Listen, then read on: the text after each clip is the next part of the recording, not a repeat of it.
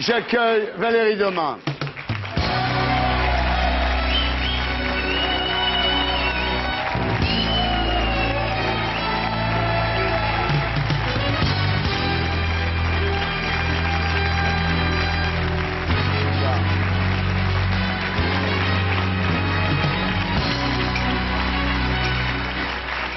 Bonsoir.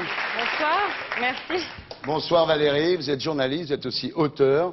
Vous avez déjà publié Bisous, maman va travailler, chronique d'une mère débordée, et Femme 2, fille 2. Donc inutile de dire que quel que soit votre talent, vous n'étiez pas du tout préparé à ce qui vous est arrivé. Hein.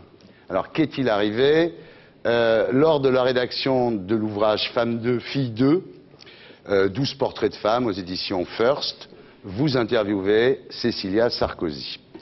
Elle avait d'ailleurs beaucoup apprécié le portrait que vous aviez fait d'elle dans ce livre. Oui, on avait une rencontre qui s'était très bien passée. Il y avait une certaine complicité, donc j'ai su par la suite qu'elle avait bien aimé le portrait, oui. Voilà, alors en juillet 2005, alors que le couple Sarkozy traverse une crise, les éditions First vous demandent une biographie de Cécilia.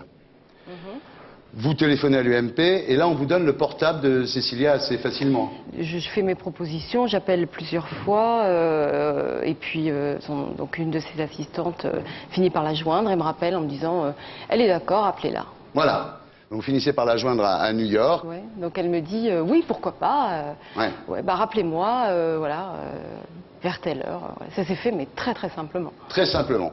Alors ensuite, il y a une série de rendez-vous annulés jusqu'à ce qu'elle vous demande de la rejoindre le 17 août 2005, donc au Pilat, dans la maison où elle passe ses vacances avec son mari Nicolas Sarkozy. Mais là, la veille, elle annule le rendez-vous. Comment ça se passe ? Je l'appelle pour avoir un peu les modalités, comment venir, quelqu'un devait venir me chercher, etc. Et elle me dit, écoutez, j'écourte mes vacances, on se voit à Paris. Vous finissez par la voir d'ailleurs à Paris, au bar de l'hôtel Raphaël, le 16 septembre. Vous la revoyez le 28 septembre. Et là, elle vous dit, je veux pas un livre d'entretien, je veux plutôt un récit. Elle me dit exactement, mais c'est votre livre, faites ce que vous voulez, amusez-vous. Amusez-vous. Amusez-vous. Vous êtes bien amusé, Ah, je me suis bien amusée, ah oui, j'ai passé quelques semaines vraiment ludiques. Vous lui demandez si Nicolas Sarkozy est au courant, elle vous dit bien sûr. Oui. Voilà. Et là, entre des téléphones, des SMS, des rendez-vous, finalement en octobre, la biographie est terminée. Oui, voilà, je la rends mi-octobre. Mi-octobre. Vous lui envoyez des passages du livre par mail, et là, 3 jours avant l'impression du livre, vous recevez un message incendiaire sur votre portable. Elle vous dit qu'il y a de multiples inexactitudes, elle exige une relecture, elle menace de faire interdire le livre. Donc là, il y a un retournement complet de son attitude à votre égard. Ah oui, absolument, mais en fait, elle ne m'avait pas demandé... elle me dit, est-ce que je peux lire le livre? Je lui avais dit, mais en même temps... Je ne peux pas vous faire lire le livre puisque de toute façon vous ne voulez pas en fait être partie prenante à 100%. Donc moi ce que je vous propose, puisque je voyais bien que c'était ce qui la dérangeait et ce qui l'inquiétait, je vous propose de lire ce qui est actuel. Bon, je savais aussi que c'était le plus chaud, mais je voyais qu'il n'y avait pas d'issue sinon. Donc je lui ai fait parvenir 2 chapitres qui étaient en fait la rupture avec Nicolas et la rencontre avec Richard. Je lui fais parvenir par mail. Et là, effectivement, comme elle était à New York, elle me laisse un message dans la nuit pour moi. Et quand j'allume mon portable, je suis hallucinée par ce que j'entends. Surtout qu'elle ne me reproche que des choses que m'ont racontées soit Richard... Richard Attias, faut le préciser. Voilà, soit ses filles, soit elle-même. Donc sur ce, moi je lui relaisse un message sur le même ton, en lui disant écoutez, excusez-moi, mais je comprends pas. Je lui explique que toutes les inexactitudes qu'elle me reproche, c'est un tel, c'est ça, etc. Et qu'on ne se voit peut-être pas comme les autres nous voient. En fait, vous vous rendez compte qu'elle n'est pas sûre de la fin de l'histoire, quoi. Elle ne sait pas à ce moment-là si elle va rester avec Nicolas Sarkozy, s'installer à New York avec Richard Attias. Donc en fait, n'étant pas sûre, peut-être qu'elle n'a pas envie de voir ça publié. Oui, mais alors à l'époque, moi, quand j'ai terminé la bio, elle est sûre. Donc ce qui s'est passé, c'est qu'entre-temps, effectivement, les choses ont changé. Et là, je le sens et je le comprends. Parce qu'elle me dit, vous êtes trop définitive. Ma vie peut encore changer. Donc moi, je lui renvoie un texto et je lui dis, mais que se passe-t-il? Y a-t-il une chance pour que vous reveniez? Dans ce cas, changeons la fin. Oui. Et elle me répond, ce n'est pas à vous de changer mon existence ou même d'écrire mon avenir. Ouais. Bon, bah, sur ce, je lui dis, ce n'est pas mon intention, mais je fais des modifications de façon à faire une fin un peu plus ouverte. Oui. Alors là, elle vous envoie un SMS qui dit « N'oubliez pas notre deal, on ne s'est jamais rencontrés ». Donc là, vous vous rendez compte qu'effectivement, ça devient très chaud, c'est le moins qu'on puisse en dire. Et votre éditeur vous dit à ce moment-là « Fais gaffe, hein, Sarko a le bras long ». Voilà. Déjà, je les ai appelés en disant que j'ai eu un message incendiaire, attention. Et puis ensuite, je les ai appelés régulièrement. Et là, ce qui s'est passé, c'est que du coup, ils ont fait relire le manuscrit par un avocat. Ouais. Et puis, ils se sont bordés, juridiquement. Donc, avant d'imprimer le livre, ils se sont bordés. Ouais. Hein, on a modifié, ils ont modifié des choses, ils ont retiré des chapitres, ils ont changé un mot pour un autre. Bon. Donc, voilà, à partir du moment où tout est modifié, tout est comme il faut, bordé, etc., et que c'est envoyé à l'imprimerie, pour moi, c'est signé, c'est bon, c'est un OK, quoi. Mais pas du tout. Eh ben non. C'est là qu'on apprend par le Canard enchaîné que Nicolas Sarkozy a convoqué le président directeur général des éditions First, Vincent Barbare, et à la sortie, ce dernier a déclaré qu'il avait renoncé à publier votre livre. Alors ce qu'ils se sont dit, on n'en sait rien. Il y a eu beaucoup d'hypothèses qui ont circulé, mais elles ne sont pas avérées, donc on ne va pas les répéter ici. Toujours est-il que la parution du livre est ajournée. Ce qu'on peut dire, c'est que Vincent Barbare est en train de vendre sa boîte à une grosse maison, et on peut penser que c'est là-dessus que Nicolas Sarkozy a pu jouer. Voilà. Certains journalistes d'investigation ont effectivement écrit cette hypothèse. Voilà. Alors, à ce moment-là, vous êtes contacté par le journal Le Monde et vous déclarez « Cette omerta soudaine me laisse sur le carreau ». Vous êtes désespéré parce que tout votre travail, finalement, est réduit à néant. Mais surtout qu'en fait, quand l'éditeur, donc l'ancien éditeur m'a appelé pour me dire je ne sais pas ce qui se passe, la place Beauvau a appelé, ils veulent me voir cet après-midi. Je lui ai dit, si vous ne savez pas ce qui se passe, moi je le sais. Ouais. Donc je lui dis, et vous y allez pourquoi? Ils vous ont donné une raison? Et il me répond, non, ils ne m'ont pas dit pourquoi. Je lui dis, et vous y allez quand même? Enfin, je ne sais pas, moi, quand on me dit, est-ce que vous pouvez venir? Je dis, pour quelle raison? Et il me dit, j'y vais avec le manuscrit sous le bras. Alors je suis très étonnée, je lui dis mais si vous y allez avec le manuscrit sous le bras, c'est que déjà vous allez accepter tout ce que va vous dire M. Sarkozy. Mais non, pas du tout, etc. Bon bref, ce qui s'est passé c'est qu'il y a eu un rendez-vous à 16h, qu'à 19h j'ai un message sur mon portable pour me dire je sursois à la parution de l'ouvrage, qui était déjà imprimé à 25 000 exemplaires et 10 000 autres étaient en phase d'impression. Et M. Barbare avait donc décidé, avant d'aller place Beauvau, d'interrompre l'impression des 10 000 supplémentaires déjà. Donc ce livre a été pilonné? Il n'a pas été pilonné tout de suite, puisque certains journalistes ont retrouvé sa trace en Normandie. Et je ne sais pas si... Moi, j'ai jamais eu de livre. Donc je sais qu'il y en a eu chez First. Moi, j'en ai jamais eu, j'en ai demandé, j'en ai jamais eu. Je ne sais pas du tout ce qui est arrivé. Je ne sais pas si les 25 000 exemplaires ont été pilonnés, même aujourd'hui. Donc je sais que certains libraires l'ont lu. Donc il existe, il a vraiment été imprimé, il est sorti d'imprimerie, il a été lu par des libraires. Mais voilà, ça en est resté là. Moi, ce qui s'est passé, c'est que moi, je ne suis au courant de rien. C'était des semaines de travail, c'était une acceptation au départ. C'était une femme pour laquelle j'avais eu une empathie certaine, que j'avais très bien comprise. C'était un livre de femmes, vraiment.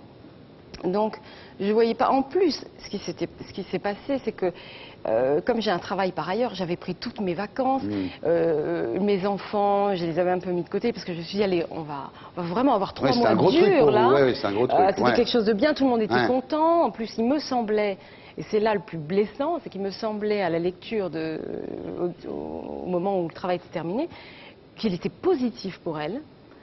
Finalement assez positif pour lui aussi, parce qu'ils ne sont pas du tout antipathiques dans ce que j'avais fait. Donc, parce que c'est vrai que j'ai essayé de chercher chez elle ce qui était le plus généreux, le plus positif, le meilleur d'elle-même. Il me semblait l'avoir trouvé. Alors, avoir cette réaction en me disant c'est pas du tout ça, je sais pas, bon. Mais ce qui m'a rassurée quand même, c'est qu'il y a eu un texto par la suite où elle me dit vous comprenez, tout ceci raconté en détail et toute cette vérité qui va devenir publique, me fait peur. Donc je me suis rendu compte que tout ce que j'avais écrit était vrai. Bon, c'était un petit soulagement, je me suis dit ça sortira jamais, mais voilà. Alors vous auriez préféré effectivement que l'interdiction passe par la justice, ça aurait été plus clair, dites-vous? Moi je me dis, on est quand même dans un pays, il y a des lois, il y a la justice qui condamne ou qui ne condamne pas. Bon, à partir du moment où tout est clair, hein, où on vous dit, vous avez fait ce travail-là, or il y a un droit de repentance dans le droit français, c'est-à-dire que Cécilia Sarkozy a le droit de dire je ne veux plus. Après, un juge de dire en même temps, il y a eu, vous avez quand même publiquement fait de la promotion de votre vie privée, etc. Après, il choisit. Ce livre peut sortir ou alors non, ce livre ne peut pas sortir parce que c'est vraiment de l'intime. Ouais. Mais moi, j'aurais voulu qu'on me le dise. Ouais. Moi, ce qui s'est passé, c'est qu'il y a eu un rendez-vous chez le ministre de l'Intérieur et qu'après, mon livre était disparu. Ouais. Donc mon travail est devenu inexistant alors que j'ai beaucoup donné. Vous avez décidé à ce moment-là de ne pas lâcher le morceau, vous avez déclaré « Ils sont peut-être la miche de pain et moi la miette, mais je vais m'accrocher à la nappe Oui, ». Vous êtes tenace. C'est marrant parce qu'on me dit « T'es tenace, t'es courageuse », mais j'en ai pas l'impression. Je marche droit devant, quoi. Je me dis, il y a une injustice, il y a une liberté de l'expression, de l'édition, de la presse qui est bafouée. Je vois pas pourquoi, moi, je dirais pas, c'est injuste, ce n'est pas normal. Ouais. Et puis j'avais pas envie de voir tout ce travail. Moi, j'ai pas envie de dire à mes enfants tout ce que j'ai fait. Le fait que je vous ai mis un petit peu avec la grand-mère, etc., que j'ai beaucoup travaillé le soir, etc., ben ça sert à rien. Ouais. Voilà. Ça sert à rien parce que les gens ont décidé au-dessus de moi que de toute façon, on pouvait balayer tout ça. Et moi j'ai dit, je suis pas d'accord. Hein, voilà. Eh ben, la preuve que vous n'êtes pas d'accord, c'est que vous publiez aujourd'hui votre travail chez Fayard sous la forme d'un roman à clés. Donc, bon, enfin, les clés sont pas très bien cachées. Hein. D'ailleurs, le sous-titre du premier livre est devenu le titre de celui-ci, Entre le cœur et la raison. J'ai toujours aimé cette phrase. Ouais. Non, mais ça correspond tellement aux femmes en général. Ouais. Alors, l'héroïne s'appelle Célia. C'est le prénom de votre grand-mère en même temps. Oui. Comme quoi, hein. Oui, c'est le prénom de ma grand-mère. Voilà, j'ai envie de lui rendre ben, hommage. c'est sûr. Elle va être Je me suis dit, contente, mon premier roman, Ouais. Mémère. Ah, pardon. C'est mon premier roman. J'avais fait un essai un peu humoristique pratique. Ensuite, j'avais fait un document. J'ai fait un roman. Je me suis dit, je vais prendre un roman, on va le voir, qui n'a rien à voir avec le livre que vous aviez préparé. Rien. Alors, c'est l'histoire donc de Célia, on est bien d'accord. Donc, ses origines, son enfance, ses premiers amours, son mariage avec un dénommé Jean Clérac, qui est animateur de télévision. Il a 25 ans de plus qu'elle. Il fait l'école des prodiges comme émission de télé. Voilà. C'est des petits-enfants qui viennent chanter. Si vous voulez... Mais c'est un roman à clé, hein. Alors, un jour, elle s'ennuie avec ce Jean Clérac, donc, qui fait l'école des prodiges. Elle le quitte pour Guillaume, le maire de Neuville-sous-Bois. Voilà. Alors, lui, il devient député, il devient ministre, il devient chef de parti. Parti populaire. C'est un roman, hein. Ouais. Oui, c'est un... Et elle devient sa moitié et aussi son associée dans son travail. Mais elle est malmenée par le milieu politique, elle est délaissée par son mari, elle est sensible au charme de Hervé, qui habite en Amérique, mais au Canada. Non, il habite à Montréal. Voilà, mais c'est en Amérique. Oui, au Canada. Mais c'est au Canada. Oui. Voilà, donc elle est très amoureuse de Hervé, elle hésite à se lancer dans sa nouvelle vie. C'est un beau roman, c'est une belle histoire, c'est une romance d'aujourd'hui.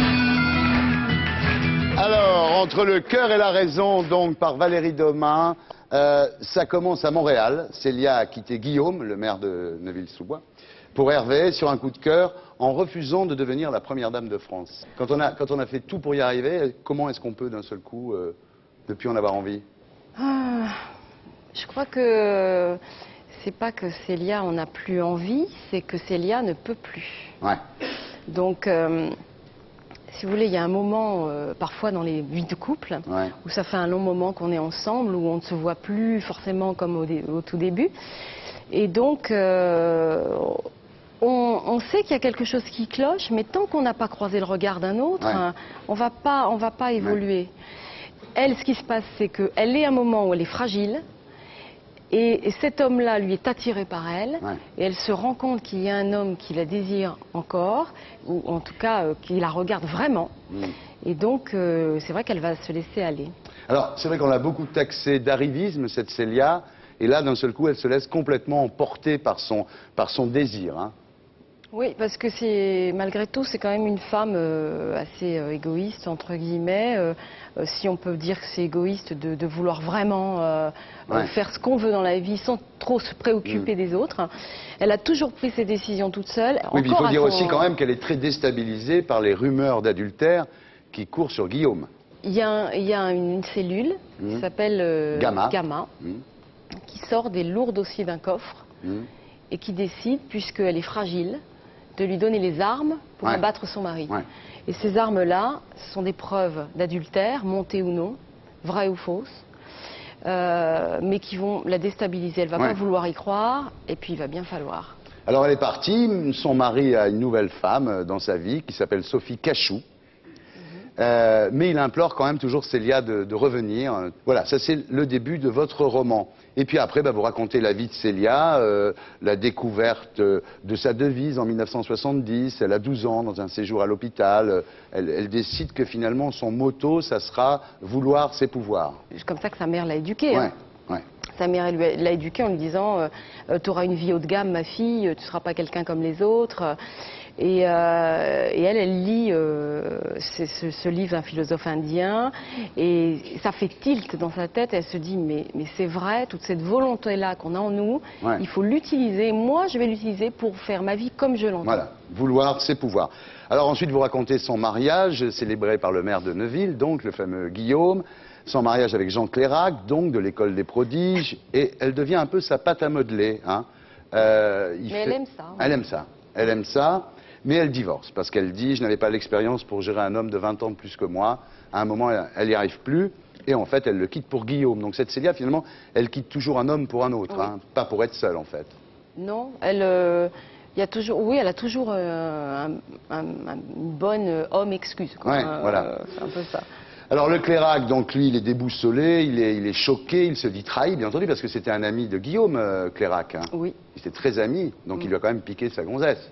Oui, et puis il l'a piqué depuis un certain temps. Il était amoureux d'elle depuis longtemps. Les électeurs de Neuville-sous-Bois sont indignés, voilà. Alors le rôle de Célia auprès de Guillaume va grandissant, elle le quitte plus d'une semelle, et puis arrive la boulette, c'est-à-dire qu'il y a des élections, il y a 2 candidats, et Guillaume fait le mauvais choix. Il ne choisit pas Charles Bis, il choisit Albéric. Pas mal trouvé Albéric. Et là, c'est le début de sa traversée du désert, le pauvre Guillaume. Il est traité de félon par tout le monde, de traître. Oui, Guillaume est traité de traître, mais Célia, elle, c'est une période qu'elle déteste pas du tout. Parce que ça, pour elle, c'est une sacrée respiration. Et si finalement, on se rend compte à la fin du roman, si elle tient aussi longtemps, c'est parce que quand même, il y a eu quelques traversées du désert où elle a récupéré son mari quand même. Alors, lui, il se reconstruit, il revient avec elle, et là, c'est la médiatisation du couple jusqu'à l'overdose. On a rarement vu un couple politique aussi médiatisé que Célia et Guillaume. Oui, ils décident d'avoir une communication un peu à l'américaine. Ils se rendent compte qu'elle, elle a un aura aussi particulier. Les équipes de Guillaume, au début, freinent des cas de fer en disant mais il ne faut pas qu'elle prenne... On ne veut pas d'un couple, on veut d'un homme politique. Et puis la pression des médias est trop forte. Et donc il se jette dans cette ultra-médiatisation. Voilà. Alors Guillaume prend la tête de son parti. Il y a une espèce d'immense show qui coûte 10 millions d'euros, dites-vous. C'est un peu la victoire de Célia. C'est un peu elle qui a été l'artisan de ça. Elle est nommée chef de cabinet d'ailleurs. Et c'est là qu'elle rencontre le fameux Hervé, donc qui est un producteur québécois. Et là, elle perd ses repères. C'est marrant, remarquez, elle a quelque chose de sympathique, cette Célia, c'est que finalement, à chaque fois qu'elle tombe amoureuse, elle le fait, quoi. C'est pas... elle le fait, puis alors elle est d'une honnêteté quasiment violente. C'est pas mal. Elle s'assoit en face et elle dit je peux plus, je m'en vais. Elle résiste 6 mois et elle part rejoindre Hervé en Amérique. Et là, la boucle est bouclée puisque c'est le début du bouquin. Hervé à Montréal.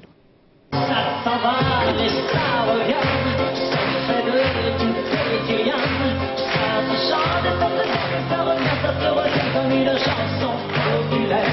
La musique... Valérie Domin, Entre le cœur et la raison, c'est publié chez Fayard, mesdames, messieurs. Ça revient comme une chanson populaire. On se demande où vous allez chercher tout ça, Formidable. Là. Ça s'en va et ça revient. Ça fait de tout quotidien. Ça se chante et ça se laisse, ça revient, ça se revient.